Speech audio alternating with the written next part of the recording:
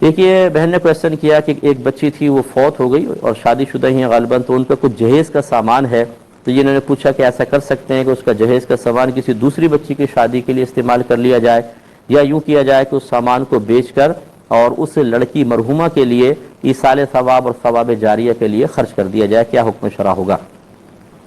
पहली बात याद रखिए कि जब कोई बच्ची को जहेज़ दिया जाता है तो बच्ची उसकी मालिका हो जाती है, बशर्ते कि उसमें सराहत ये ना कर दी गई हो कि ये सिर्फ इस्तेमाल के लिए दिया जा रहा है, तुम्हें मालिक नहीं बनाया जा रहा।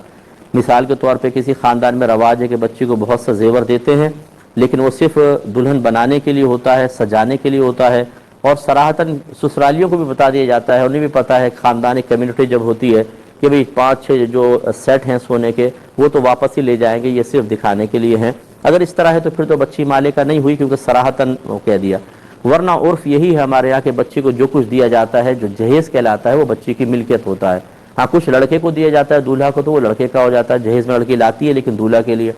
जो बच्ची के लिए वो बच्ची उसकी मालिका है। और जब बच्ची मालिका इसका इंतकाल होगा तो ये माल इसका माले वरासत बनेगा, और माले वरासत में इसके शौहर का हक होगा। अगर फ़र्ज़ कर लें कोई इसके औलाद हो गई थी तो उसका होगा, और औलाद नहीं थी तो शौहर का। इसके बाद फिर इसके माँ बाप भी हैं, अगर भाई बहन हैं तो उनका वरासत में हिस्सा बनता है। इसलिए इस तरह नहीं कर सकते कि आप उसके माल को कोई एक शख्स तसर्रुफ़ करते हुए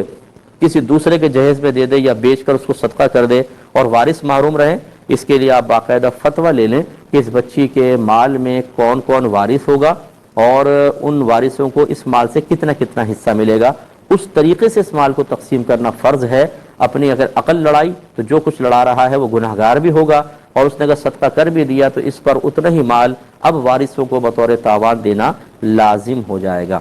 एक ही कहती हैं कि कोई फजर की नमाज